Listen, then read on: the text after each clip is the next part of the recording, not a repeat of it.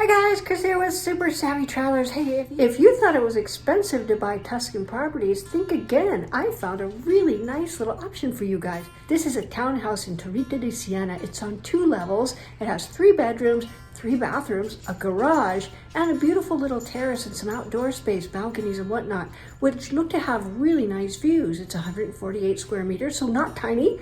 Very nicely priced. Take a look, you guys. I think you're gonna love this one.